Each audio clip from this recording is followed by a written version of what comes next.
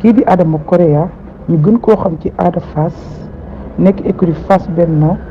gannaaw boobu amee problème ak yoon fee ca Mbour def fa li nga xamante ni moom mooy 19 jours problème bi nag ñëpp xam ne ñu ngi ko doon toppee agression ak vol gannaaw nag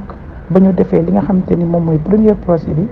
gis dégg nañ ñu ne Ada Fass laalewu ci mais laalewu ci boobu noonu am na beneen plainte boo xamante ni da ko wuy si ci diggante ki nga xamante ni moom ak Adama Ndiaye ndax balaa loolu am na ki nga xamante ni moom mooy Abba mën nañu wax ni problème bi su ñooñu la soqee ko Adama Ndiaye Abba gannaaw loolu nag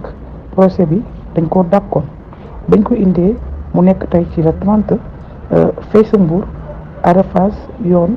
teg na ko loxo 1 an ferme ak amende 1,5 million.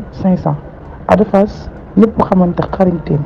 ak fullaam ak faydaam ak jomam fekk Fass di dressé ful boo xamante ni kenn mënu ko nantamle Ada Fass def ay combat yoo xamante ni macha allah gannaaw nag ba mu amaatee combat ci digganteem ak ki nga xamante ni moom mooy Zos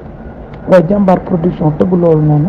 Ada Fass ñu ngi koy ñaanal mu dellu si waat ak jàmm ak salaam waa axlu làmb di leen ñaanal ñoom ñëpp ñu taxawu ko muy mbër muy reporter muy képp koo xamante ni rek ci làmb la nekk di taxaw di ñaan nag suñu président de la république du Sénégal mu jàppale ki nga xamante ni moom mooy Ada Fass ndax place am du foofu Ada Fass soxla nañ ko ci li nga xamante ni moom mooy ci arène bi Ada Fass yal na ko yàlla génne te indiwaat ko fii ci suñuy loxo.